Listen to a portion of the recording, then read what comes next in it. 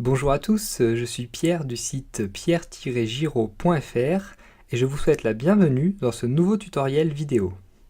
Le but de ce cours est de vous apprendre à coder en HTML et en CSS et que vous compreniez et maîtrisiez ces deux langages informatiques.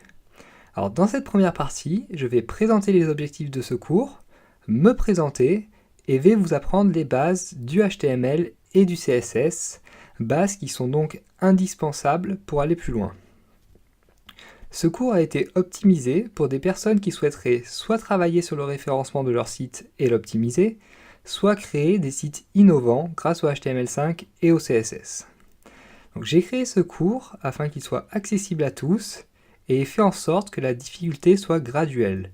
Je n'ai pas cherché à compliquer ces deux langages qui sont en soi assez simples à maîtriser dans le but de prétendre être une autorité ou quoi que ce soit. Au contraire, ce cours constitue une approche directe et concrète des langages HTML et CSS.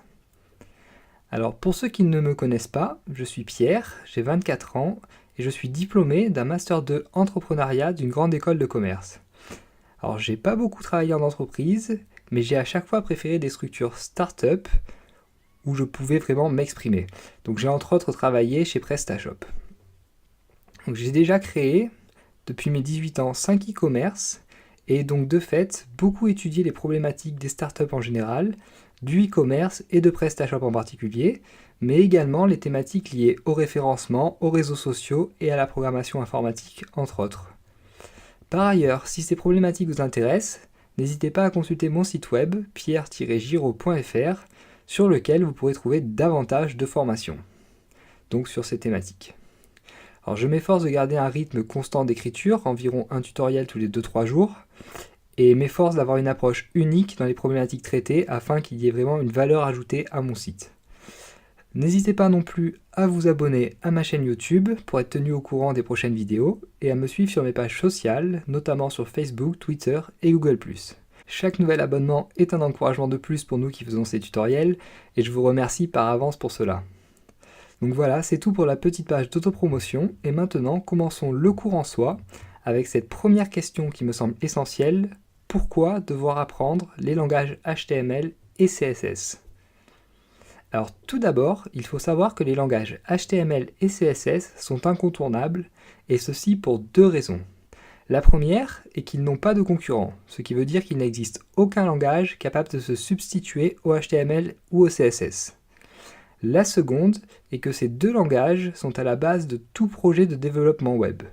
Que vous créiez une application pour mobile, un site e-commerce, un blog, ou n'importe quel type de site, vous serez obligé de passer par le HTML et le CSS. Alors cela étant, vous pouvez très bien penser que vous n'aurez jamais besoin de comprendre ou de savoir coder en HTML ou en CSS, étant donné que vous pouvez utiliser soit des solutions toutes faites, soit des éditeurs, donc WYSIG, What You See is What You Get, ou encore faire appel à des agents spécialisés. Alors cependant, vous devez savoir d'une part que les éditeurs WYSIWYG ne créeront jamais un code propre et totalement valide. Ensuite, connaître et comprendre les langages HTML et CSS, c'est avant tout pouvoir dialoguer avec les développeurs avec lesquels vous travaillez ou vous allez travailler. En effet, si vous parlez le même langage, c'est beaucoup plus simple de se comprendre et donc vous économiserez énormément de temps et d'argent. De plus, pour reprendre un petit peu l'idée précédente, connaître les langages HTML et CSS, c'est avoir une base pour comprendre son site, le modifier et résoudre quelques problèmes au besoin. C'est donc faire un premier pas vers l'indépendance. Or, cela me semble essentiel, sinon de maîtriser, au moins de connaître les différents aspects du business dans lequel on est. Donc lorsqu'on crée un site internet, il me semble essentiel de connaître des bases en code. Enfin, donc, apprendre le HTML et le CSS, c'est également un détour indispensable pour optimiser son référencement, en optimisant entre autres l'utilisation des balises pour le HTML ou en utilisant les sprites en CSS. Alors j'espère que je vous ai convaincu. Si oui, on peut passer à la suite et on peut découvrir ce que signifient les initiales HTML et CSS. Alors HTML est l'abréviation de Hypertext Markup Language, soit en français langage de balisage. Ce langage a été créé en 1991 et n'a qu'une seule fonction qui est de donner du sens et de structurer le contenu. CSS, quant à lui, signifie Cascading Style Sheet, à savoir feuille de style en cascade. C'est un langage qui a été inventé en 1996 et qui a pour rôle de mettre en forme le contenu en lui ajoutant des styles. Alors, il faut savoir que beaucoup de débutants, et même des personnes expérimentées, ont tendance à utiliser un langage pour faire le travail d'un autre. En l'occurrence, on voit souvent le HTML utilisé pour mettre en forme le contenu d'une page. Alors, je ne veux jamais voir cela chez vous, ou du moins si vous faites ça, ne dites pas que je vous ai appris à coder en HTML et en CSS. Retenez bien que le HTML n'est là que pour donner du sens et pour structurer le contenu, c'est-à-dire pour signifier au moteur de recherche comme Google que tel texte est un paragraphe, tel texte est un titre, qu'ici se trouve un lien, ou que tel texte est plus important qu'un autre. Quant au CSS, donc c'est lui et lui seul qui doit servir à mettre en forme le contenu, à savoir changer la couleur d'un texte, son opacité, sa taille, rajouter des bordures ou souligner par exemple. Donc j'espère que ceci est bien clair pour vous. Retenez bien les fonctions de chaque langage, c'est très très important. Alors, les versions HTML et CSS. Alors, au niveau des versions, les versions actuelles du HTML et du CSS sont HTML5 et CSS3. Alors, ce sont deux versions qui sont non finalisées, ce qui veut dire qu'elles sont encore en développement et en théorie toujours sujettes à changement et à bugs. Cependant, donc, ces dernières sont déjà totalement stables, on peut considérer qu'elles sont totalement stables et très largement utilisées, et c'est sur celles-ci que nous allons travailler donc. De plus, donc, ces nouvelles versions introduisent des nouvelles fonctionnalités véritablement extraordinaires et très attendues par les développeurs, comme l'insertion simple de vidéos avec le HTML5 par exemple, ou la possibilité de créer des bordures arrondies avec le CSS3. Alors avant d'aller plus loin, j'aimerais dire un petit mot quand même sur le XHTML, même si cela ne rentre pas totalement dans le cadre du cours.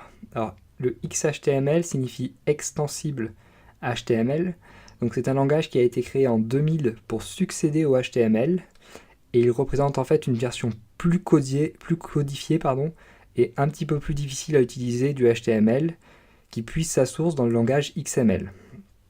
Donc il faut savoir que le XHTML a été abandonné en 2009 au profit du développement du HTML5 et a été intégré plus ou moins dans cette nouvelle version d'HTML. Donc c'est à peu près tout. Alors il faut savoir que le XHTML peut toujours être utile pour faire certaines tâches bien précises. Je n'en dirai pas plus sur le XHTML car encore une fois cela ne rentre pas totalement dans le cadre de ce cours. Mais si vous êtes curieux, n'hésitez pas à aller vous renseigner sur d'autres sites. Vous n'aurez aucun mal à trouver davantage d'informations. Il y a énormément de sites qui parlent de ce langage. Donc n'hésitez pas à aller vous renseigner sur ce langage si cela vous intéresse. Et donc on en a fini avec la première petite partie donc, de théorie. Et on va maintenant passer à la pratique. Et pour pratiquer, il faut les bons outils. Alors pour coder en HTML et en CSS, c'est très simple. On ne va avoir besoin que d'un éditeur de texte. Alors des éditeurs de texte, il y en a des milliers, beaucoup de gratuits, certains payants, et beaucoup d'entre eux possèdent les mêmes fonctionnalités. Donc le choix peut paraître difficile a priori. Alors cependant, je vais vous donner quelques recommandations. La première de mes recommandations déjà est de choisir un éditeur de texte gratuit, car cela suffira très amplement pour ce que l'on va faire ensemble, et même pour la suite. Ensuite, donc personnellement, moi j'utilise Komodo, car je le trouve très intuitif, bien fait, et que les fonctionnalités proposées me conviennent bien. Donc Komodo a en plus l'avantage d'être disponible pour Mac, pour Windows et pour Linux, et existe en deux versions, donc une gratuite, une payante. Alors si vous choisissez Komodo, je vous conseille de prendre la version gratuite qui est très largement suffisante. Sinon, à part Komodo, donc je peux vous recommander si vous avez Windows, Notepad++, qui est un autre excellent éditeur de texte, qui est certainement l'éditeur de texte le plus connu d'ailleurs. Si vous avez un Mac, Text Wrangler est très bien fait aussi, je trouve. Et enfin, si vous êtes sous Linux, Gedit peut être un très bon choix. Donc je vous recommande toutefois d'en essayer plusieurs, ça ne coûte rien, et de choisir celui avec lequel vous êtes le plus à l'aise, car encore une fois, les fonctionnalités des différents éditeurs sont très proches les unes des autres.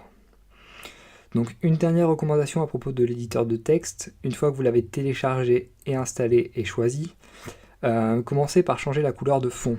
En théorie, lorsque vous ouvrez une nouvelle page dans votre éditeur de texte, elle devrait être blanche. Les éditeurs de texte utilisent le blanc par défaut. Or, vous allez très vite vous rendre compte que le blanc fatigue très vite les yeux et le cerveau lorsque l'on code. Donc je vous conseille de changer le fond de votre éditeur de texte en gris ou en noir, comme vous voulez.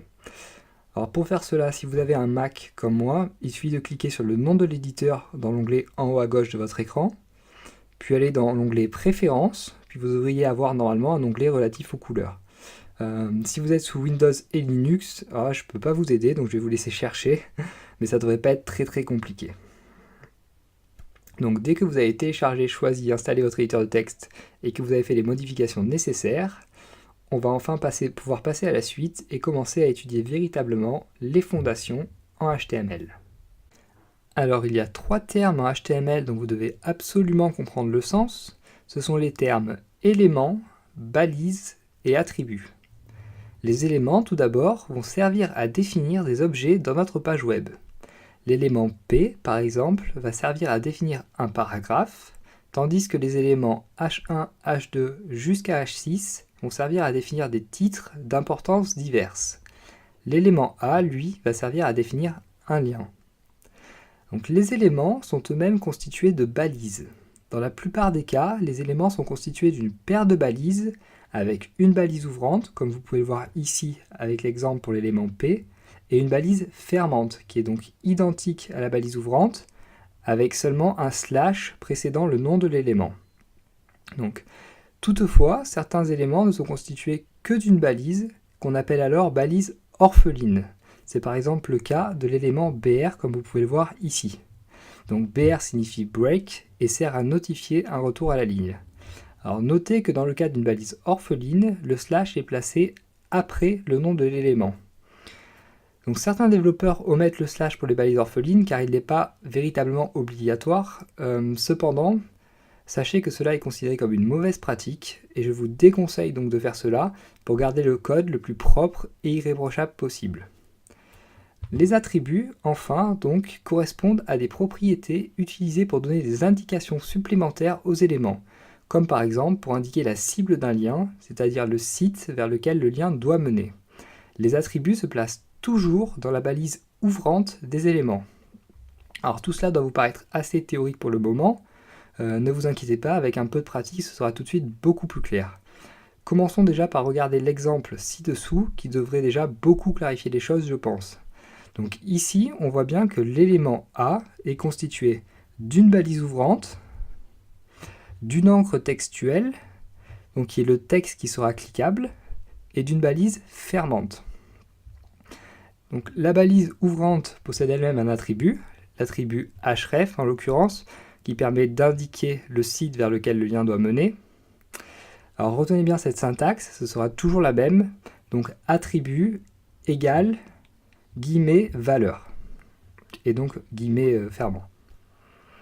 Donc voilà donc pour les notions d'éléments, de balises et d'attributs. Alors encore une fois, ne vous inquiétez pas si ce n'est pas totalement clair pour vous, ça viendra très vite avec la pratique. Pour le moment, contentez-vous juste de bien retenir le rôle et la place de chaque chose, donc des éléments, des balises et des attributs. Alors, la structure d'une page en HTML5, la structure minimale d'une page en HTML5. Donc toute page écrite en HTML5 va commencer par la déclaration de ce qu'on appelle un doctype. Le doctype, comme son nom l'indique, va indiquer le type de document. Ici, en l'occurrence, le type de document est HTML. On écrira donc doctype HTML. Alors retenez bien qu'il faut mettre un point d'exclamation au début de cet élément qui est un peu particulier. Donc les éléments indispensables à la construction d'une page web sont ensuite l'élément HTML qui va contenir toute notre page web, l'élément head dans lequel on va écrire des informations à propos de la page, comme le titre, les balises méta, etc. et l'élément body dans lequel on va placer tout le contenu HTML de notre page. Alors à savoir que les éléments head et body vont être à l'intérieur de l'élément HTML. L'élément head va ensuite lui-même contenir donc l'élément title et les méta, et en l'occurrence le méta charset, qui est le type d'encodage utilisé pour la page. Alors voyons tout de suite ce que cela donne en pratique. Alors je ne vais pas utiliser mon éditeur, à savoir Komodo, mais à la place je vais utiliser un site qui s'appelle JSBean et qui possède l'avantage d'une part d'avoir une partie éditeur de texte justement, et d'autre part d'afficher le résultat en direct comme sur un moteur de recherche. C'est donc beaucoup plus facile pour moi de vous montrer en direct le résultat donc, de mes actions. Alors, vous concernant, donc je ne peux que vous conseiller d'utiliser votre éditeur de texte afin de vous familiariser avec lui. Si vous choisissez cette option, donc il vous faudra juste créer un document, puis l'enregistrer au format HTML, donc avec une extension .html. Ensuite, pour visualiser votre document dans votre navigateur, vous n'aurez qu'à double-cliquer dessus et celui-ci s'ouvrira automatiquement dans votre navigateur par défaut. Pensez bien donc à enregistrer dans votre éditeur les changements que vous faites dans vos pages HTML à chaque fois et à rafraîchir la page dans votre navigateur, sinon vous ne pourrez pas voir évidemment les changements effectués. Et ne rigolez pas, car ça nous est tous arrivé, et moi le premier, donc passer des minutes et des minutes à se demander ce qui ne fonctionne pas, alors qu'en fait nous avions juste oublié d'enregistrer la page ou d'actualiser cette page dans notre navigateur. Donc allons-y avec l'écriture de la structure minimale de notre page en HTML, et on va donc commencer par écrire le doctype. Ensuite, donc, on écrit l'élément HTML. Alors on pense bien à refermer les balises ouvertes à chaque fois. Donc je vous conseille de refermer les balises immédiatement après les avoir ouvertes. Ça évite beaucoup d'erreurs. Alors si vous avez un bon éditeur de texte, normalement celui-ci devrait refermer les balises automatiquement. Je sais que c'est le cas de Komodo entre autres. Alors ensuite, donc, dans l'élément HTML, on place nos deux éléments head et body, l'un en dessous de l'autre. Puis dans l'élément head, on place donc l'élément title avec le titre de notre page. Donc ici par exemple, on peut écrire ma première page en HTML pour faire dans l'originalité. Et ensuite, donc en dessous, on écrit le meta charset, donc meta charset, et on va lui donner une valeur donc en UTF-8. Alors UTF-8 qui est l'encodage utilisé en gros pour toutes les langues latines. Voilà, donc vous venez de créer votre première page en HTML. Donc on peut commencer déjà par ajouter un petit paragraphe dans notre body pour donner un peu de contenu à cette page. Donc pour cela, on ouvre une balise P qu'on referme immédiatement. Et à l'intérieur, on écrit par exemple « Ceci est mon premier paragraphe ». Voilà donc pour cette première page en HTML. Alors, comme il n'est jamais trop tôt pour apprendre les bonnes manières, on va tout de suite voir quelques règles et quelques bonnes pratiques. Alors tout d'abord, comme vous l'avez remarqué, le HTML permet tout à fait d'imbriquer les éléments les uns dans les autres.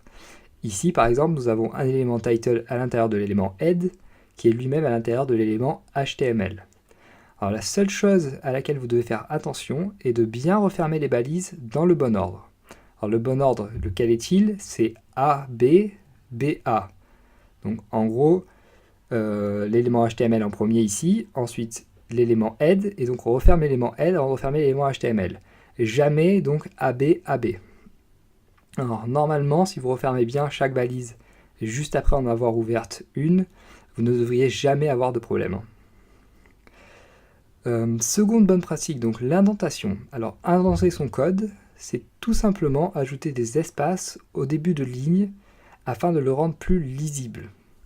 Et donc il n'y a pas vraiment de règles concernant l'indentation, toutefois, en général, on ajoute un espace à chaque fois que l'on ouvre une balise à l'intérieur d'un élément. Donc on voit que c'est ce que j'ai fait ici avec la balise ouvrante title par exemple. Je l'ai également fait pour la balise ouvrante head et pour la balise ouvrante body.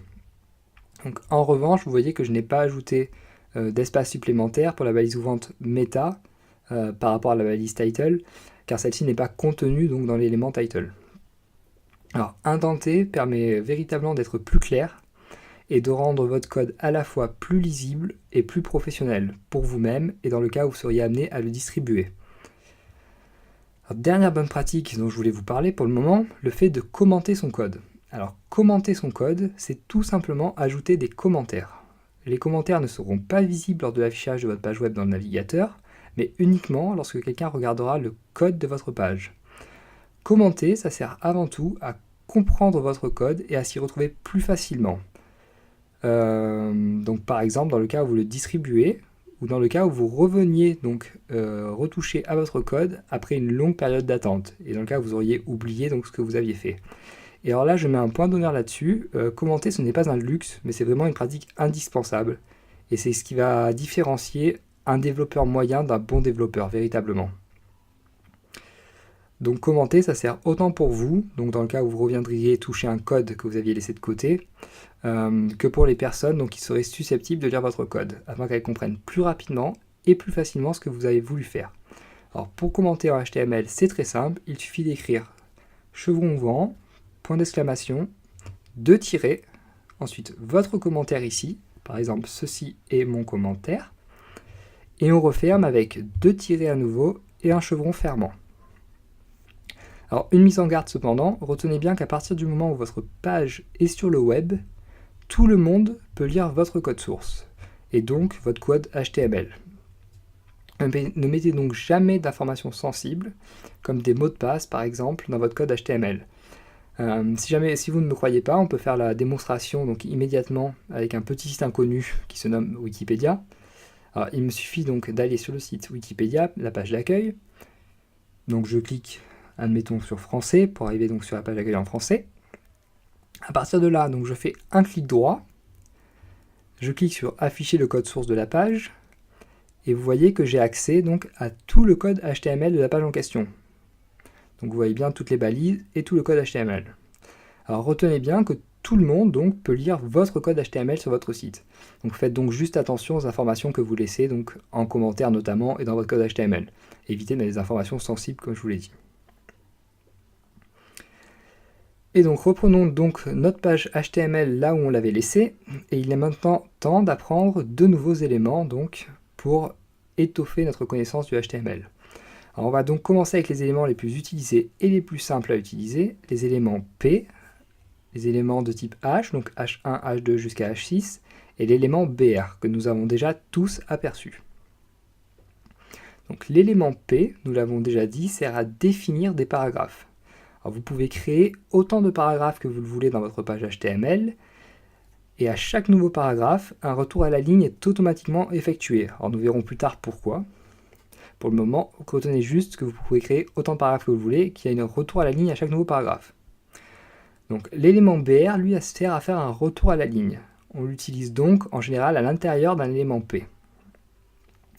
Enfin, donc les éléments H1, H2, H3, H4, H5 et H6 servent tous à définir des titres du plus important pour H1 au moins important pour H6. Pour le moment, donc, retenez que vous n'avez le droit de n'utiliser qu'un seul titre H1 par page HTML. Nous verrons par la suite que ce n'est pas totalement vrai, mais pour le moment, retenez cela afin que ce soit le plus clair pour vous, pour simplifier les choses pour le moment. En revanche, donc, vous pouvez utiliser autant de titres H2, H3, H4, H5 et H6 que vous le souhaitez dans votre page HTML, du moment que cela reste cohérent, évidemment. N'oubliez pas que les éléments en HTML servent à donner une valeur sémantique au contenu. Et en pratique, d'ailleurs, on n'utilisera que très rarement les titres de niveau 4, 5 et 6. Alors, donc commençons par écrire déjà quelques titres et quelques paragraphes afin de voir le résultat dans le navigateur. Alors par exemple H1, donc ceci est mon premier titre. Et donc mettons juste un retour à la ligne dans notre paragraphe, hop, par exemple au milieu ici. Voilà, très bien. Alors, comme vous l'avez remarqué, les titres apparaissent en gras et ont des tailles différentes de celles des paragraphes dans votre navigateur. Donc là, si on veut écrire un titre H2 et H3, donc juste pour l'exemple, donc H2, ceci est notre titre, et H3, ceci est un titre de niveau 3.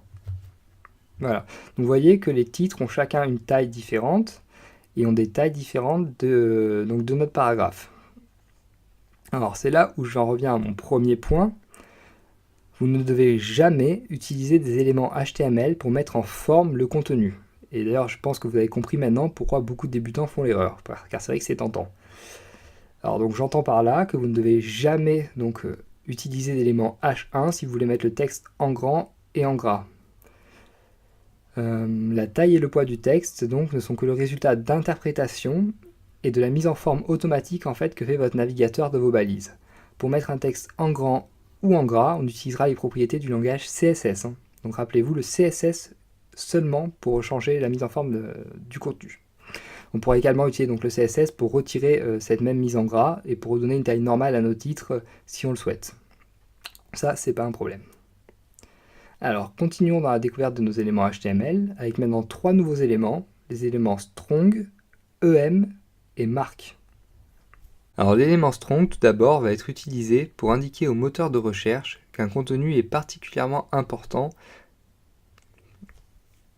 L'élément strong, tout d'abord, va être utilisé pour indiquer au moteur de recherche qu'un contenu est particulièrement important, afin que celui-ci soit donc traité avec plus d'importance.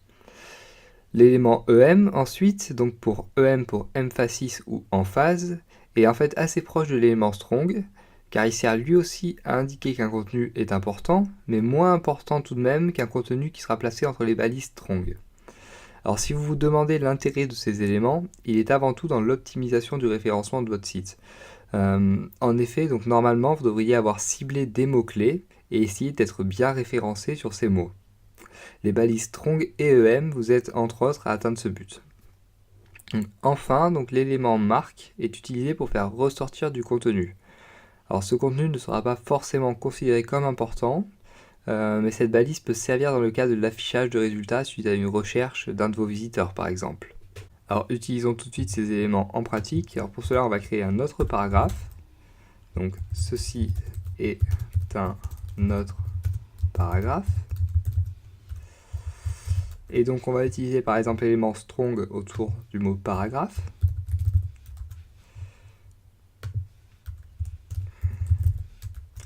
Donc vous voyez que la mise en forme réalisée par le navigateur, c'est une mise en gras du mot. Alors n'oubliez pas encore une fois qu'on utilise le CSS pour mettre en forme et pas le HTML. Alors maintenant on peut mettre par exemple le verbe être entre les balises EM par exemple. Donc EM, EM. Alors là vous voyez cette fois-ci donc que la mise en forme automatique, donc c'est une mise en italique. Et enfin donc si on utilise l'élément donc marque autour de autre par exemple,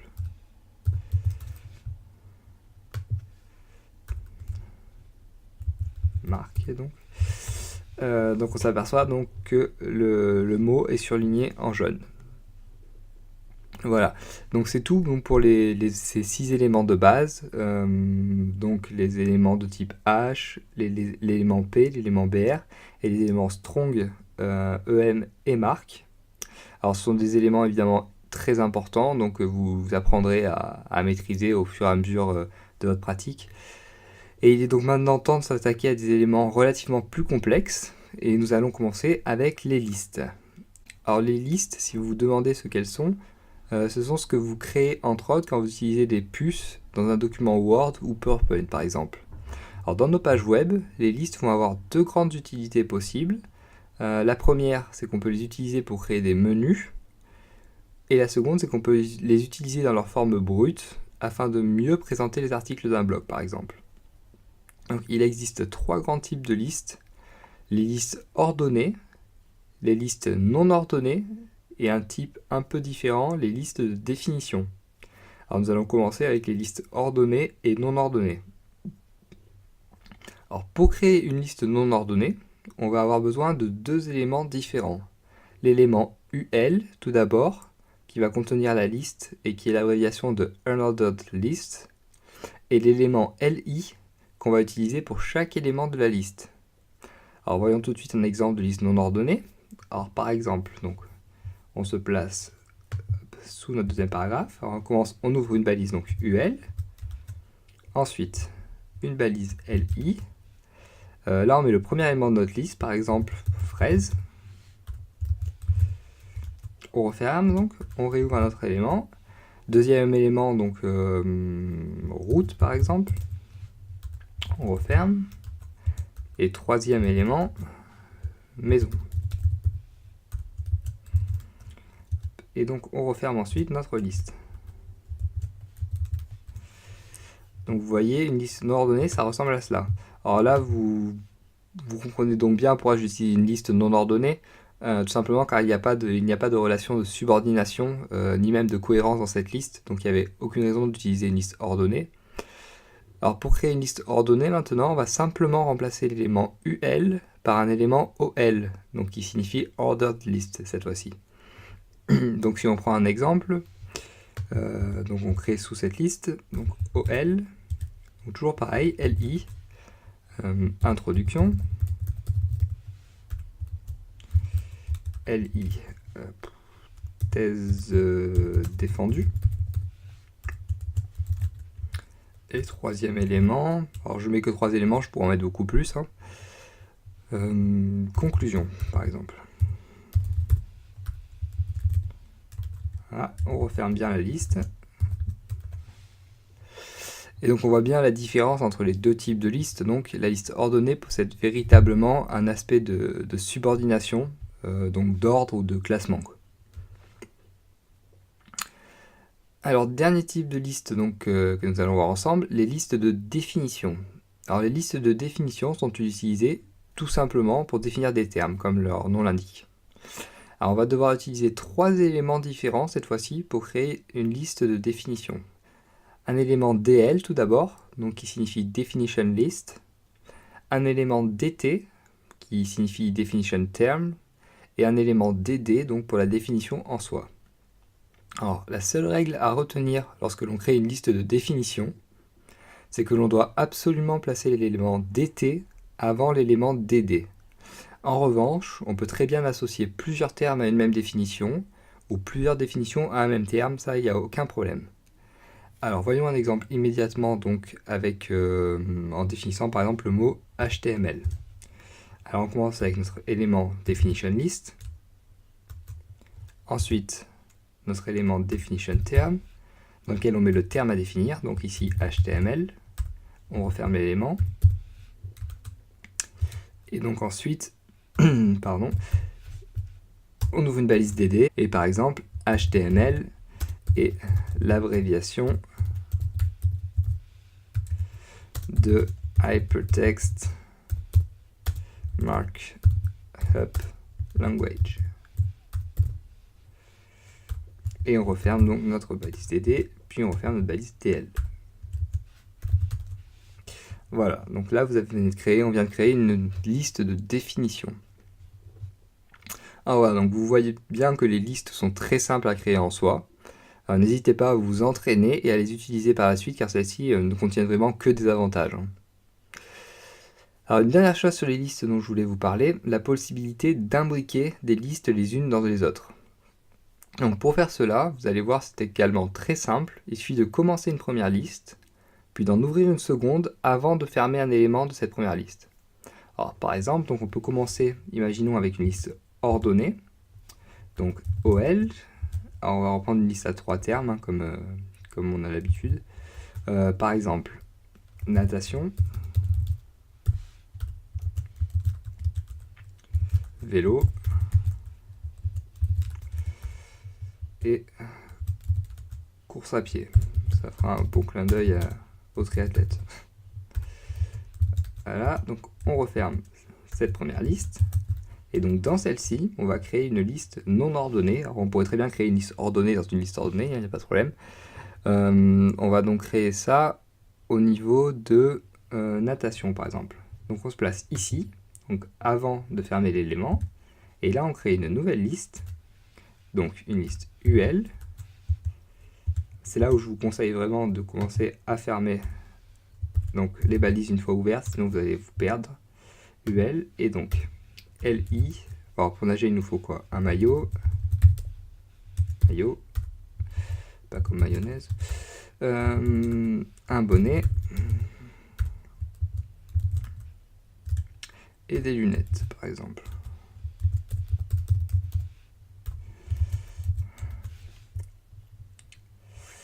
Et voilà, donc vous avez créé donc des listes imbriquées.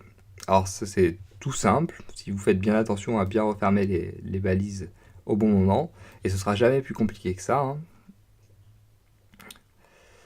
Donc remarquez quand même tout de même au passage que c'est beaucoup plus simple à lire avec une bonne indentation. Hein. Si j'avais pas mis d'indentation, ça aurait été beaucoup plus compliqué, et j'aurais pu m'y perdre. Donc pensez à bien indenter quand vous faites vos listes également. Et donc nous arrivons à l'une des dernières choses que je veux voir avec vous dans cette introduction au HTML, à savoir la création de liens.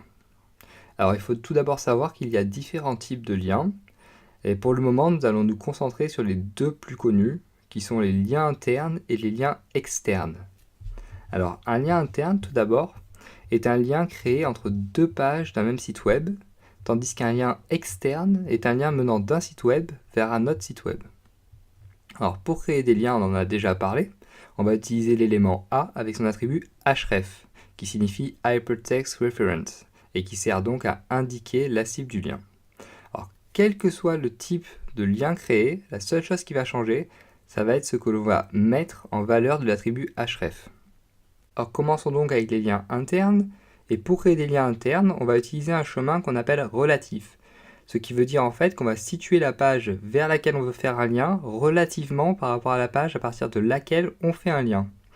Alors il y a trois cas à distinguer donc pour les liens internes. Le premier cas, donc le cas où les deux pages web, donc la page à partir de laquelle on fait un lien et celle vers laquelle on fait un lien, sont dans le même dossier.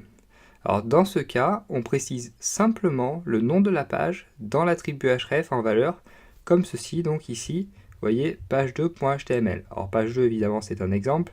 Vous devrez mettre le nom de votre page vers laquelle vous voulez faire un lien. Alors le deuxième cas, donc c'est le cas où la page vers laquelle on veut faire un lien se trouve dans un sous-dossier. Alors il faudra donc en tenir compte dans la valeur de l'attribut href et l'indiquer donc comme ceci, sous-dossier / page 2. Alors encore une fois, sous-dossier, vous remplacerez par le nom de votre sous-dossier. D'ailleurs, j'en profite pour vous dire que quand vous enregistrez des fichiers, que ce soit HTML, CSS ou même des dossiers ou des pages web, essayez de ne pas mettre d'espace autant que possible, car c'est considéré comme une mauvaise pratique. Donc utilisez plutôt des underscores si vous avez plusieurs mots à mettre, ou mettez tout en un mot, comme je l'ai fait là. Donc on pourrait également utiliser un underscore comme ceci. Mais ne mettez pas d'espace, c'est pas considéré comme une bonne pratique, vraiment pas.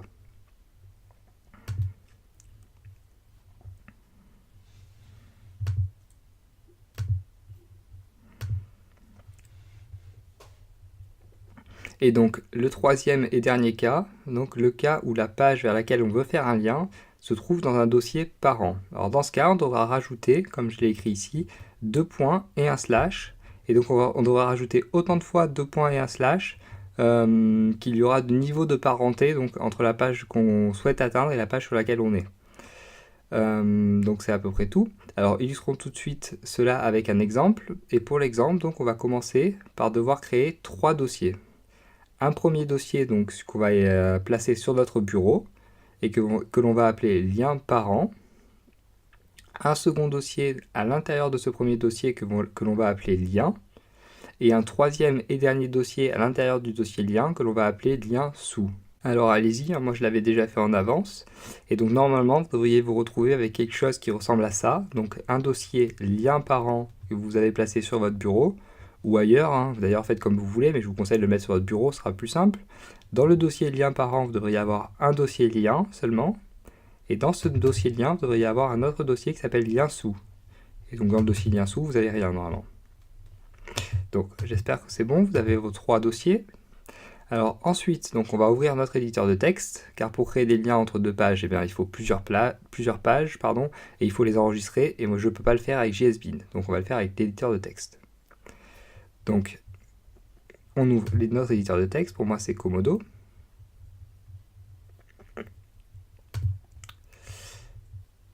Et donc on va commencer par créer une première page. Et donc on va tout de suite commencer par enregistrer notre page au format HTML. Donc on va l'appeler page1.html et on va la mettre dans notre dossier lien. Donc on sauvegarde, très bien. Alors on écrit la structure minimale d'un fichier HTML, vous devriez commencer à avoir l'habitude. Donc doctype HTML. Ensuite, l'élément HTML. À l'intérieur, donc l'élément head, dans lequel on met le titre. Alors on va la nommer ma page 1 par exemple. Sous le titre, donc le méta charset qu'on définit comme d'habitude en UTF-8. On n'oublie pas donc le slash après, à la fin. Ensuite, donc sous l'élément head, un élément body. Et dans l'élément body, on va mettre un élément P. Donc, ceci est ma page 1, par exemple. Voilà, très bien. Donc là, on enregistre. Donc, CTRL S ou Command S, selon que vous soyez sous PC ou sous Mac. Donc, maintenant, ce qu'on va faire, c'est qu'on va copier donc cette structure. On va créer un nouveau document. Donc, on va coller. Et on va juste remplacer ma page 1 par ma page 2. Et ceci est ma page 1 par ceci est ma... Donc ceci est ma deuxième page. Ce sera plus joli quand même. C'est ma deuxième page. Donc toujours pareil, on enregistre au format HTML, toujours dans le dossier de lien. Et donc on va enregistrer donc sous le nom page2.html. Très bien. Donc on réitère l'opération une troisième fois. Donc on copie, on ouvre un nouveau fichier, on colle. Cette fois-ci, on remplace donc page 2 par page 3. Et ceci est ma donc troisième page. Alors j'espère que jusqu'ici vous suivez. Donc on enregistre, toujours pareil. Et cette fois-ci, on va placer la page dans le dossier lien sous. Et donc on l'enregistre sous le nom page3.html. Très bien. Et donc on va faire ça une dernière fois. Donc, nouveau fichier, coller, on remplace page 3 par page 4, et ceci est ma troisième page, par ceci ma quatrième page. Voilà, donc on enregistre, et cette fois-ci on enregistre dans le dossier lien parent.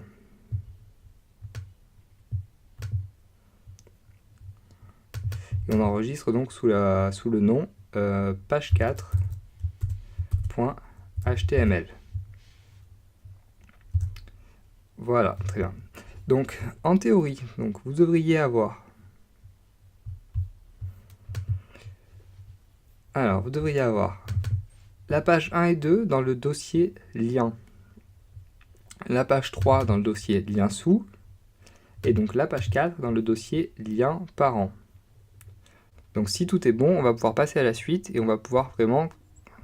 Donc si tout est bon, on va pouvoir passer à la suite et véritablement créer les liens donc, de notre page 1 vers nos autres pages, donc nos pages 2, 3 et 4.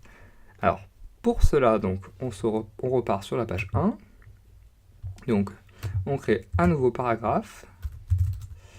Ce paragraphe contient un lien vers la page 2, par exemple. Et donc, on va créer notre encre autour de page 2. Donc pour cela, on se met juste avant le page. Donc A, href, que là on connaît, égale. Donc vu que notre page 2 est dans le même dossier que notre page 1, on n'a qu'à indiquer donc l'adresse de la page 2. Donc c'est page2.html, tout simplement. On referme.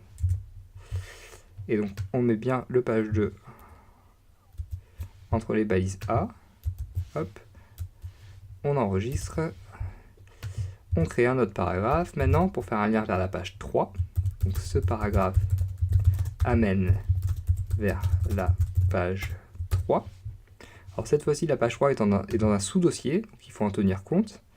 Alors ahref égale, donc notre sous-dossier s'appelle lien underscore sous slash page 3.html. On referme les guillemets. On referme et on met le texte page 3 entre les balises A. Très bien. Et donc un dernier paragraphe donc pour faire un lien vers la page 4. Ce paragraphe, je vais y arriver, oui. Va tout droit vers la page 4. Et donc la page 4, cette fois-ci, est dans un dossier parent. Donc égal 2.1/ page 4.html. Hop, on referme et on met bien page 4 au milieu. Donc on enregistre maintenant. Et donc on va ouvrir notre page 1. Donc qui se trouve dans notre dossier de lien. Donc on double-clique dessus. La page s'ouvre donc normalement dans votre navigateur. Alors ne faites pas attention à ça, hein, c'est juste que donc mon format d'encodage ne va pas bien supporter les accents avec Safari. C'est pas grave. Et donc là vous êtes sur votre page 1. Donc vous voyez bien qu'on a nos 3 paragraphes avec nos liens. Et donc on va voir s'ils marchent tout simplement. Donc on clique dessus sur page 2. On voit qu'on arrive bien sur la page 2. Donc celui-là marche, parfait. La page 3, on est bien également sur la page 3. Et la page 4, on arrive également sur la page 4. Donc tout marche parfaitement bien. Alors voilà donc tout simplement pour les liens internes. Donc pour les liens externes maintenant, alors ça va être plus simple. Donc en fait il suffit d'écrire l'URL du site donc vers laquelle on veut faire un lien en valeur de l'attribut href. Alors par exemple, si je veux faire un lien donc, vers Wikipédia, j'aurais qu'à écrire donc, dans un paragraphe visiter le site Wikipédia par exemple. Donc on va mettre le lien autour de Wikipédia, donc à href égale donc http je crois qu'il y a 3w .wikipedia et je crois que c'est .org. On referme donc, hop, on dit X, commande V, on enregistre bien notre page, on retourne sur notre page 1, on rafraîchit la page, et donc lorsqu'on clique, est-ce qu'on arrive bien sur Wikipédia? Oui, on arrive bien sur Wikipédia, donc ça marche parfaitement bien. Alors maintenant, si vous voulez faire en sorte que votre lien s'ouvre dans une nouvelle fenêtre, car là vous avez remarqué donc qu'on perd la fenêtre actuelle, donc les visiteurs sortiront de votre site s'ils cliquent sur un lien, donc c'est pas forcément ce que vous voulez. Donc si on veut faire en sorte que votre lien s'ouvre dans une nouvelle fenêtre ou dans un nouvel onglet, donc on devra rajouter l'attribut target à l'élément A et lui ajouter la valeur blank. Alors voyons tout de suite comment faire cela. Donc on se passe donc, dans la balise ouvrante A, hop, donc derrière l'attribut href, on écrit un attribut target égale underscore blank, tout simplement. Donc on enregistre et lorsqu'on retourne sur notre page, donc on rafraîchit la page et lorsqu'on clique dessus, vous voyez donc que le lien cette fois-ci s'ouvre dans un nouvel onglet. Donc c'est exactement ce qu'on voulait. Alors en revanche, vous ne pouvez pas choisir si le lien s'ouvrira dans un nouvel onglet ou dans une nouvelle fenêtre, car ce choix est généralement laissé au navigateur ou au visiteur. Mais bon, vous pouvez être sûr en tout cas que votre lien s'ouvrira dans un nouvel onglet ou dans une nouvelle fenêtre, ce qui est déjà pas mal.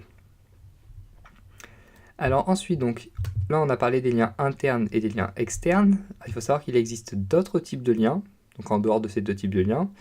Et j'aimerais donc vous parler de 3 d'entre eux. Les liens de type encre tout d'abord, les liens pour envoyer un mail et les liens pour télécharger un fichier. Alors commençons avec les liens de type encre. Ce sont des liens menant à un autre endroit en fait de la même page web. Alors cela peut être utile dans le cas par exemple d'une page web qui serait très longue et si vous voulez que vos visiteurs aient accès à une section en particulier rapidement, par exemple sur le site Wikipédia. Donc si je vais sur, c'est un très bon exemple Wikipédia.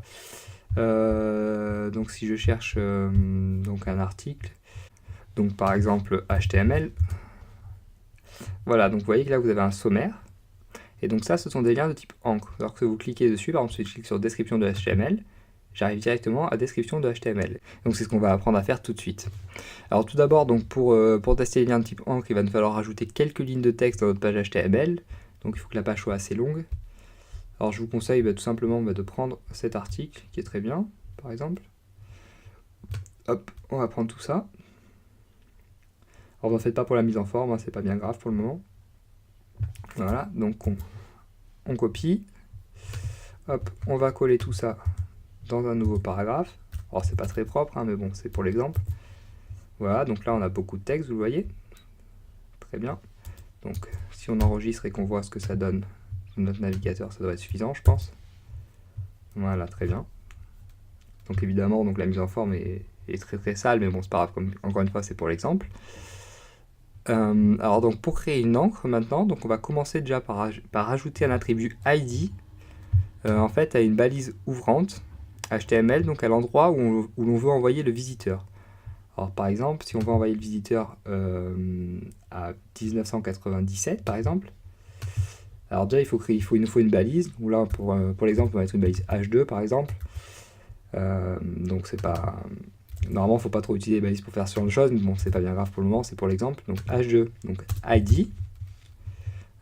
ID, donc égal, il faut lui donner une valeur. Donc la valeur, on va lui donner... quelle valeur on va lui donner? On va lui donner par exemple encre 97. Donc, très bien. Et alors ensuite, donc ce qu'il faut faire, maintenant il faut vraiment créer le lien en soi. Donc pour cela, donc on va toujours utiliser notre élément A avec son attribut href. Donc on réinvente pas la roue à chaque fois, hein.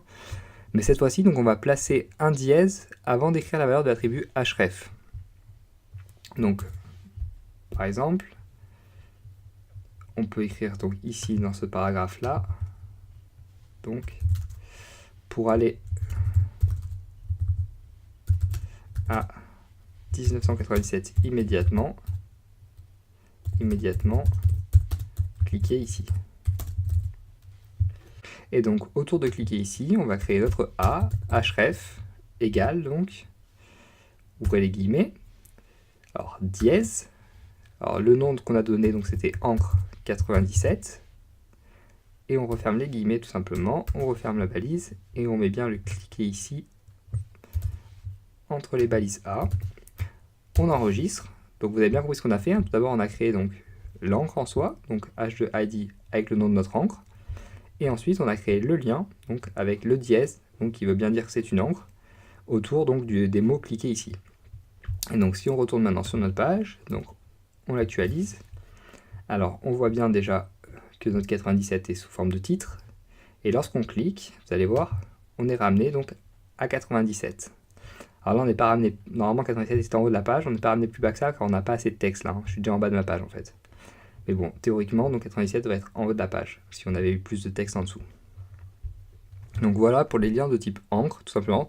Alors ça peut être très utile si vous créez par exemple des articles assez longs, donc pour que vos visiteurs puissent avoir accès à une partie de l'article très rapidement et très facilement. Donc n'hésitez pas à utiliser ce type de lien. Alors ensuite, donc pour envoyer un mail, donc pour créer un lien pour envoyer un mail, donc on va tout simplement utiliser la valeur mail_to à l'attribut href. Alors pour cela, on crée un autre paragraphe, et donc on va écrire par exemple envoyez-moi un mail. Alors on va créer notre lien autour de mail, donc a href égale, donc toujours ouvrir les guillemets, mail_to en un seul mot, 2 points. Et donc là, vous mettrez votre adresse mail. Alors, par exemple, moi, je vais mettre exemple@mail.com. On referme les guillemets. Hop, on referme la balise. On met le mail entre les balises. On enregistre donc. On retourne sur notre page pour tester. On actualise la page. Donc, notre paragraphe est ici. Et lorsqu'on clique sur mail, vous allez voir que notre messagerie par défaut va s'ouvrir automatiquement. Et donc vous voyez que le champ mail est déjà pré-rempli. Donc ça c'est pour envoyer donc un mail, enfin pour que vos visiteurs puissent simplement vous envoyer un mail. Et donc dernier type maintenant de lien que je voulais voir avec vous, donc le lien pour faire télécharger un fichier à vos visiteurs, pardon. Alors pour cela, il nous faut déjà un fichier à télécharger, donc au format PDF, XLS, zip, quel qu'il soit, donc ça c'est pas bien grave, ça sera très bien. Donc par exemple là je vais créer donc, dans le même dossier donc, que ma page 1 pour que ce soit plus simple. Donc je vais créer un fichier. Donc pardon, en fait je vais prendre ma page 1. Moi je vais la compresser, comme ça j'aurai une archive au format zip, donc qui s'appelle page1.html.zip. Alors vous, si vous ne pouvez pas compresser de cette façon, n'hésitez pas à créer n'importe quoi, un fichier Word ou un fichier PDF par exemple. Donc que vous mettrez donc dans le même dossier donc, que votre page 1.html. Et ensuite, donc, il ne nous reste plus qu'à faire un lien, comme on a l'habitude, en utilisant un chemin relatif. Alors par exemple, donc, si ce dossier était sur un serveur, on écrirait donc p télécharger mon super fichier. Donc on met le lien autour de fichier par exemple, donc a href égale, donc on utilise un chemin relatif, Comme les deux pages, donc comme la page et le fichier à télécharger sont dans le même dossier, il suffit tout simplement d'écrire le nom du fichier à télécharger, donc c'est page1.html.zip pour moi. Hop. Et on referme donc, et on met bien l'encre fichier au milieu. Voilà, alors ça c'est la théorie donc si vous aviez votre dossier sur un serveur distant, donc il faudrait faire un chemin relatif comme ça, tout simplement. Là, dans mon cas, ça va pas marcher, tout simplement parce que mon fichier est déjà sur ma machine, en fait. Mon fichier est déjà sur mon ordinateur. Je ne peux donc pas le télécharger. Donc cependant, si vous êtes vraiment sur votre serveur, donc si votre site est sur le web, vous devrez faire comme je l'ai fait dans mon exemple, donc juste mettre le chemin relatif, donc d'une page par rapport à l'autre, tout simplement. Donc voilà, donc ça c'était pour télécharger donc un fichier. Donc voilà, donc c'est tout pour les liens en fait, hein. Donc on a vu donc les liens internes, liens externes, liens donc pour envoyer un mail, lien de type encre et lien pour télécharger un fichier. Alors je pense que ça fait pas mal de nouvelles choses à assimiler d'un coup, donc n'hésitez pas à faire une pause et à laisser reposer cela un instant et à revenir, donc re-regarder tout ça pour éviter de confondre les différents types de liens, car c'est quand même très important donc cette leçon sur les liens. Donc n'hésitez pas à vraiment prendre un moment, à revenir et à bien comprendre chaque type de lien et comment utiliser chaque type de lien. Voilà, donc pour les autres, donc pour ceux qui sont encore fonctionnels, on continue. Et donc j'aimerais terminer cette partie d'introduction au HTML avec un petit peu de théorie et quelques mises en garde. Alors pour commencer déjà, vous devez savoir que différents navigateurs peuvent produire différents résultats à partir d'un même code. Autrement dit, donc, il est possible que votre page web s'affiche différemment selon le navigateur utilisé par vos visiteurs. Alors pourquoi cela? Tout simplement car tous les navigateurs ne supportent pas les mêmes propriétés et ne reconnaissent pas les mêmes éléments. Alors vous avez de la chance aujourd'hui en fait, donc les dernières versions de quasiment tous les navigateurs sont standardisées et reconnaissent et traitent donc un même code de la même façon dans à peu près 95% des cas. Mais c'était loin d'être le cas il y a quelques années de cela, sachez-le. Le problème donc va venir du fait que différentes versions de chaque navigateur coexistent. Alors certains de vos visiteurs utilisent en fait encore Internet Explorer 7, d'autres vont utiliser Explorer 8, d'autres vont utiliser Internet Explorer 9, d'autres une vieille version de Firefox, etc., etc. Donc le problème va en fait très souvent venir des vieilles versions d'Internet Explorer qui ne reconnaissent pas certaines fonctionnalités du HTML entre autres et du CSS3, ou qui utilisent des propriétés non standardisées, c'est-à-dire qui sont propres à Internet Explorer. Ça, c'était encore dans l'ère où Windows dominait le monde. Donc si je vous dis tout cela, c'est vraiment pour attirer votre attention sur la nécessité de tester votre code avec différents navigateurs et différentes versions de chaque navigateur, afin de voir si le résultat est plus ou moins conforme à vos attentes. Alors donc si vous cherchez un peu sur internet, vous verrez qu'il y a des sites donc, qui proposent automatiquement de tester sur tous les navigateurs et toutes les versions. Vous pouvez les utiliser si vous voulez, sinon cantonnez-vous vraiment aux versions les plus importantes donc selon vos visiteurs. Donc pour tester donc si le résultat est plus ou moins conforme à vos attentes. Alors s'il ne l'est pas, je vous laisse encore une fois chercher sur le web, vous trouverez des patchs donc pour telle ou telle propriété pour Internet Explorer 7 par exemple, donc qui corrige les erreurs. Donc je vous laisse chercher car en fait tout détailler ici serait vraiment trop long car il y a énormément de patchs. Donc je vais chercher selon vos besoins spécifiques. Alors ne devenez pas maniaque pour autant, hein, ne perdez pas des jours et des jours à fixer une broutille pour une version d'un navigateur qui est utilisée que par 3 de vos visiteurs. Donc vraiment concentrez-vous sur les problèmes essentiels. Alors en revanche, vous devez absolument vous efforcer d'avoir un code propre et valide, ne serait-ce que pour ne pas être pénalisé donc d'un point de vue référencement par les moteurs de recherche. Alors pour vérifier la validité de votre code, le W3C, donc le World Wide Web Consortium, donc l'autorité en matière de codification des langages informatiques, met à notre disposition différents outils et notamment des validateurs HTML et CSS. Alors vous pouvez trouver donc ces validateurs à ces adresses. Pour le validateur HTML, c'est http://validator.w3.org et pour le validateur CSS, donc c'est http://jigsaw.w3.org/css validator. Donc vous devez vraiment vous efforcer d'avoir toujours un code valide. Et voilà qui clôt notre introduction au HTML. Et il est donc maintenant temps de passer au CSS. Et donc, vous allez enfin pouvoir modifier l'apparence de vos textes, rajouter des bordures ou changer la disposition des éléments sur votre page.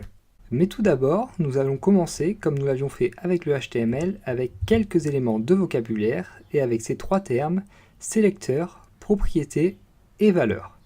Alors, un sélecteur, tout d'abord, va servir à déterminer, donc à sélectionner, à quel élément un style va être appliqué. Par exemple, P est un sélecteur. Dans ce cas, cela signifie que je veux appliquer un style particulier, en fait, à tous les paragraphes de ma page web. Une propriété, donc, ensuite, sert à déterminer le style qui va être appliqué à un élément, comme par exemple changer sa couleur, changer sa taille, la police d'écriture, rajouter une marge ou une bordure, entre autres. Une valeur, enfin, donc, va déterminer le comportement d'une propriété. Pour la propriété color, par exemple, qui va servir à changer la couleur du texte, la valeur peut être blue, donc bleu, red, rouge ou green, vert, par exemple. Alors, d'un point de vue pratique, comment cela se présente? Donc, on va voir ça tout de suite avec un exemple. Donc, ici, donc, j'utilise le sélecteur P pour signifier que je vais appliquer un style à tous les paragraphes de ma page. Les propriétés sont color, donc pour changer la couleur, et font size, pour changer la taille du texte. Donc en fait, je dis que je veux changer de la couleur et la taille de mes paragraphes. Et les valeurs, donc ici, sont blue, donc bleu, et 16 pixels, donc pour la taille du texte. Alors cela veut dire que tous mes paragraphes seront en bleu et auront une taille de 16 pixels. Alors ce que j'ai écrit ici, là, tout ça, s'appelle une déclaration en CSS. Alors observez bien la syntaxe, car elle sera toujours la même quoi que vous fassiez.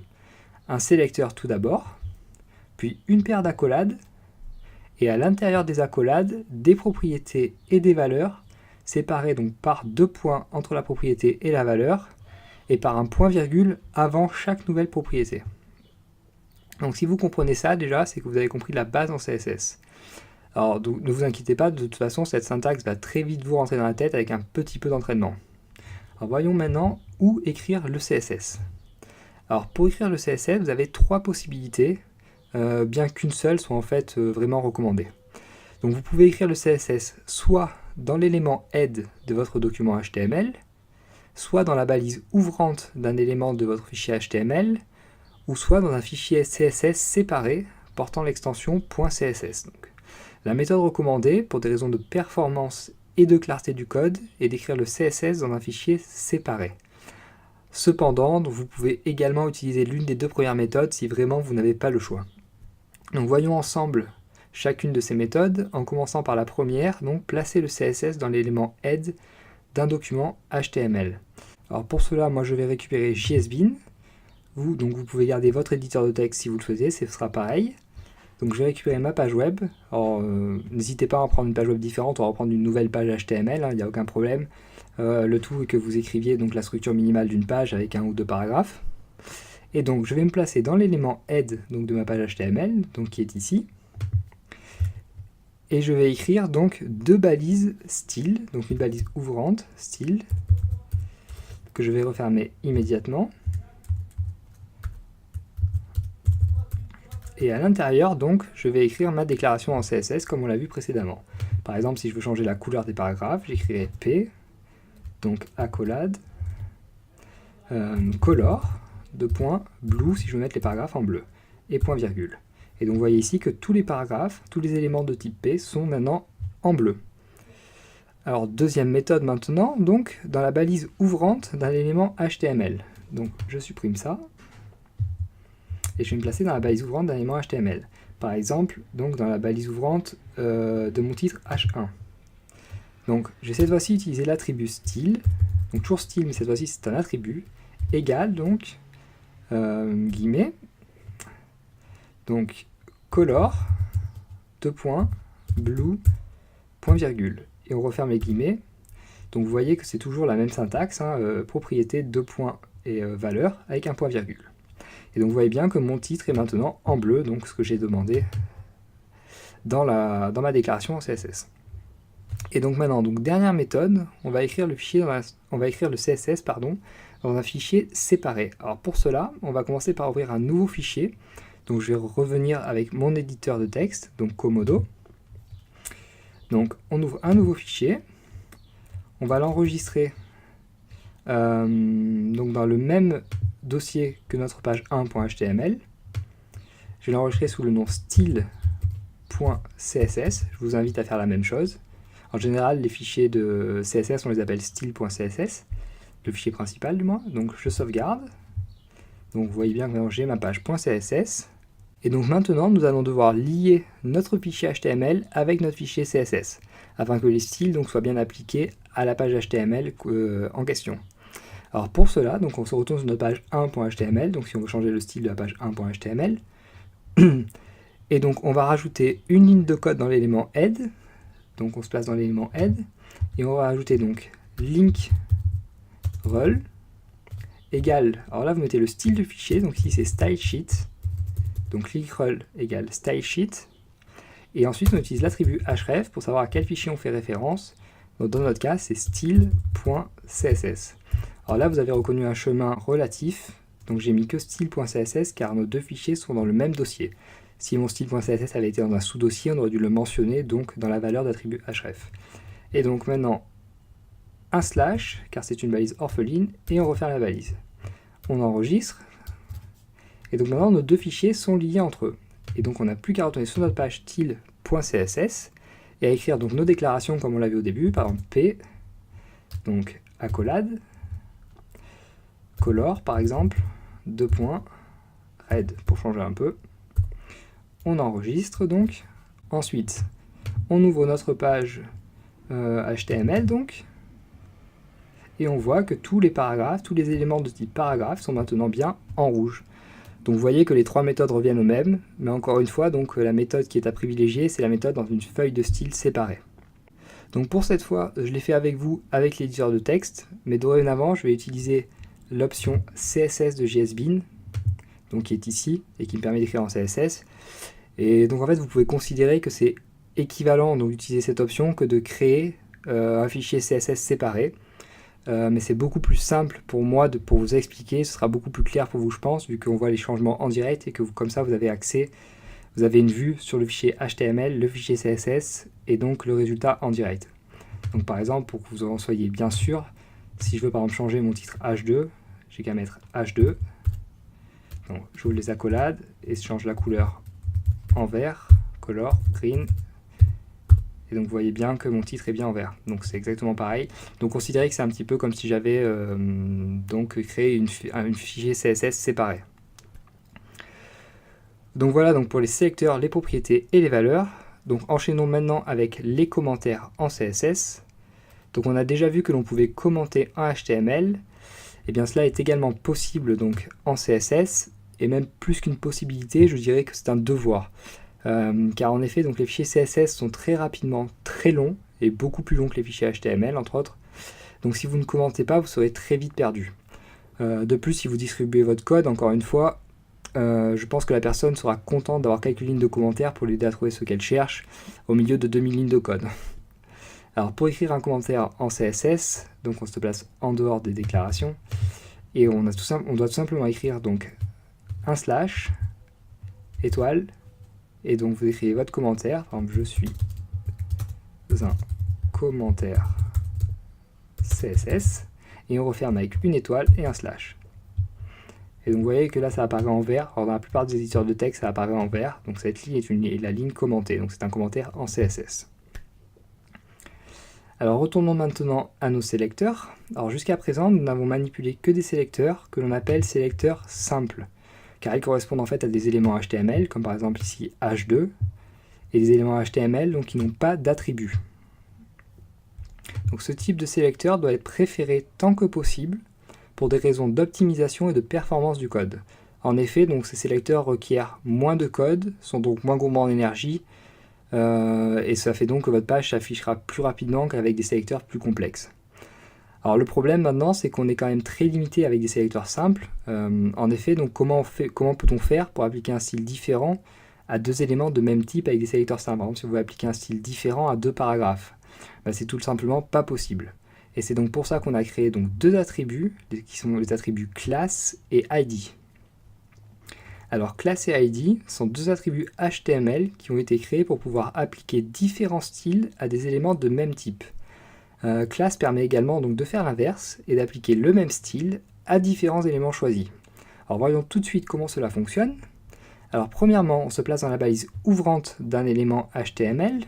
Donc par exemple, si je me place dans la balise ouvrante de mon premier paragraphe ici, donc, et j'écris donc par exemple mon attribut class, ensuite égale donc une valeur, comme pour tout attribut. Alors on peut choisir n'importe quelle valeur, le tout étant qu'elle ait du sens pour nous. Donc par exemple, pour le premier paragraphe, je peux choisir comme valeur, par exemple, premier P, donc pour premier paragraphe.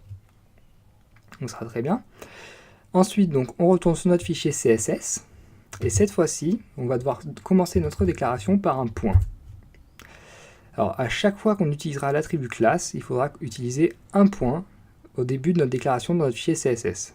Après le point, donc, on écrit la valeur de notre attribut, donc ici c'est premier P, et ensuite on écrit notre déclaration, donc comme on a l'habitude, tout simplement.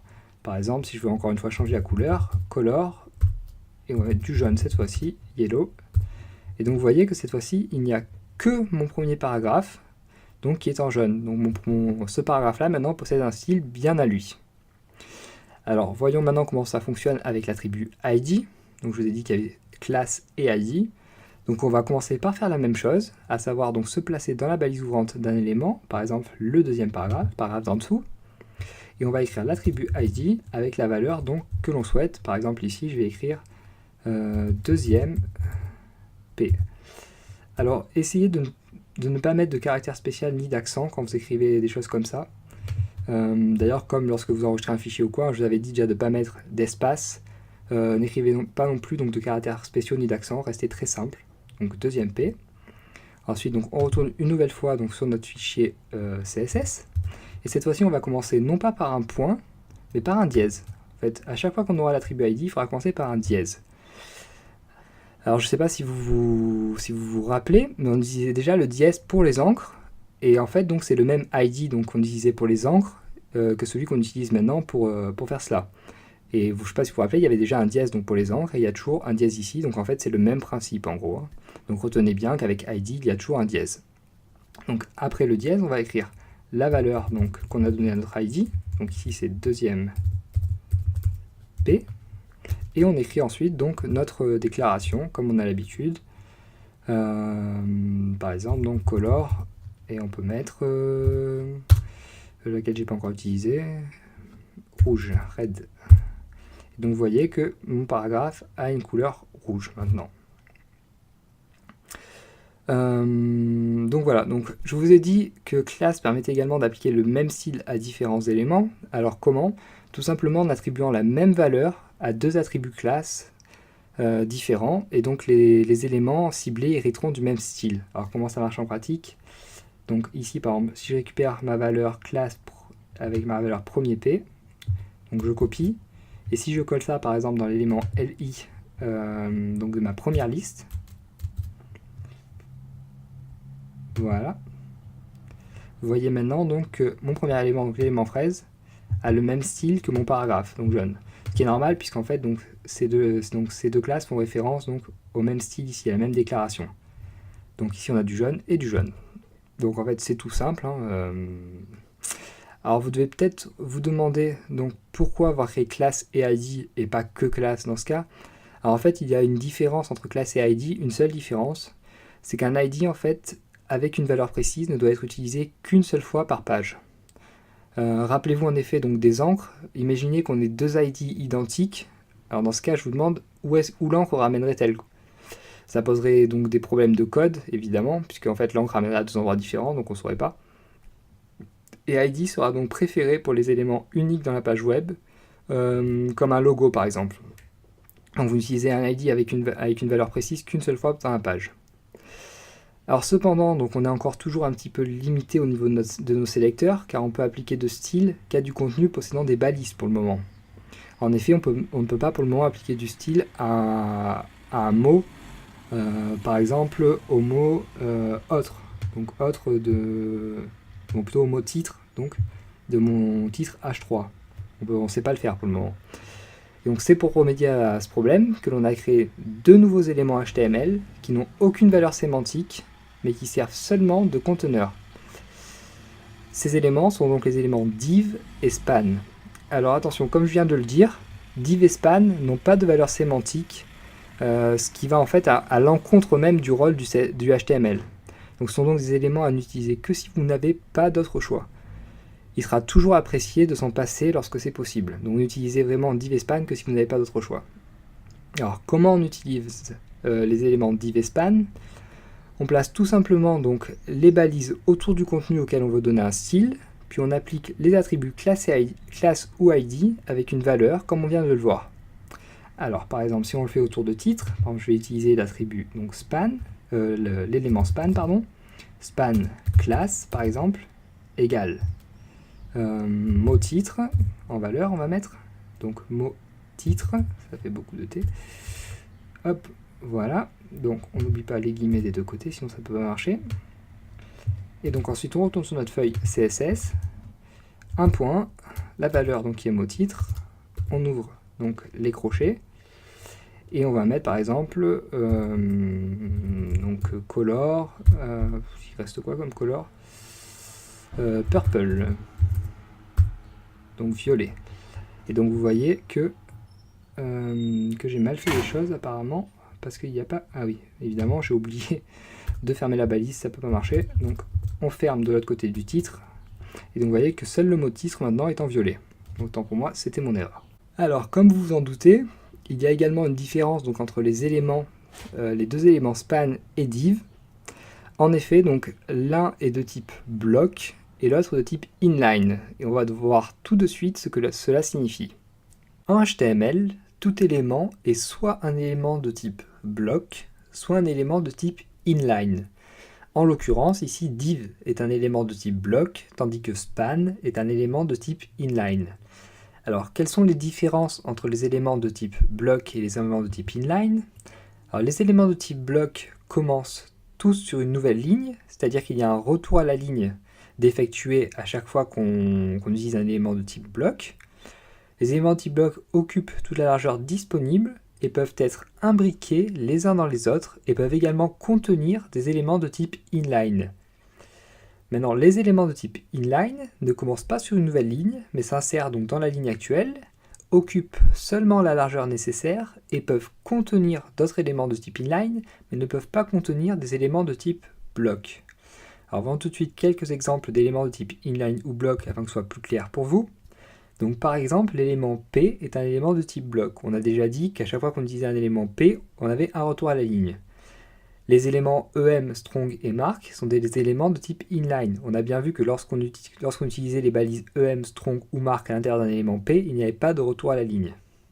Les éléments H1, H2, H3 sont des éléments de type bloc. Ensuite, donc, on a les éléments header, article et footer qu'on n'a pas encore vu mais qui sont des éléments structurels du HTML5 et qu'on va voir donc dans la suite du cours qui sont des éléments de type bloc. OL, UL et DL, donc les éléments de type list sont également des éléments de type bloc. L'élément table aussi, donc l'élément tableau. Et les éléments A donc pour le lien et IMG pour image sont des éléments de type inline. Donc je vous donne ces quelques éléments en tant qu'exemple, sachant que c'est les éléments les plus utilisés. Si vous êtes curieux, n'hésitez pas à vous renseigner, à voir les autres éléments, mais de toute façon, on va les apprendre au fur et à mesure dans la suite du cours. Alors, la distinction entre éléments de type bloc et inline doit peut-être vous paraître un petit peu floue pour le moment. C'est tout à fait normal, je pense, à votre niveau, mais faites l'effort donc de retenir les différences entre ces types d'éléments, car cela va être tout à fait crucial en fait dans la suite pour mettre en forme des pages web et notamment pour arranger la disposition des différents éléments. Alors, restons encore un peu donc, dans ce monde merveilleux des sélecteurs, et nous allons donc maintenant voir ensemble quelques sélecteurs avancés. Alors, les sélecteurs avancés sont véritablement, on peut dire, ce qui fait la force du CSS, car en effet, on va pouvoir cibler des contenus très précisément. Alors, tout d'abord, il est possible de sélectionner tous les éléments donc d'une page grâce au sélecteur universel étoile.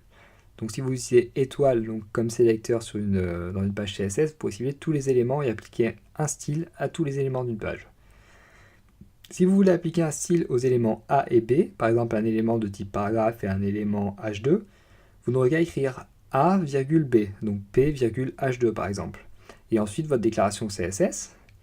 Maintenant si vous voulez sélectionner donc, et appliquer un style à un élément B contenu dans un élément A, vous devrez écrire tout simplement AB, donc le nom des deux éléments l'un après l'autre, avec l'élément conteneur tout d'abord et l'élément contenu en second. Donc pour sélectionner maintenant le premier élément B suivant un élément A, vous écrirez A plus B. Pour sélectionner tous les éléments C possédant un attribut en particulier, vous écrirez C et attribut entre crochets. Pour sélectionner tous les éléments D possédant un attribut en particulier et une valeur exactement, vous écrirez D et entre crochets attribut égale valeur.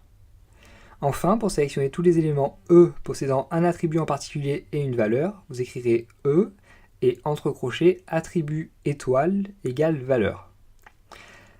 Alors, ce ne sont que quelques-uns des sélecteurs avancés qui existent. En effet, il en existe beaucoup plus et certains qui sont beaucoup plus performants. Je ne vous ai présenté ici donc que les sélecteurs les plus utilisés et les plus connus. Si ce sujet vous intéresse, si vous êtes curieux, n'hésitez pas à aller notamment sur le site du W3C, donc qui répertorie tous les sélecteurs HTML existants.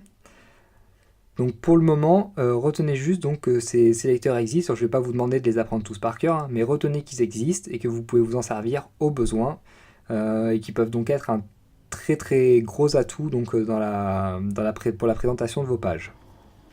Et donc j'aimerais terminer cette introduction au CSS en vous parlant de la notion d'héritage.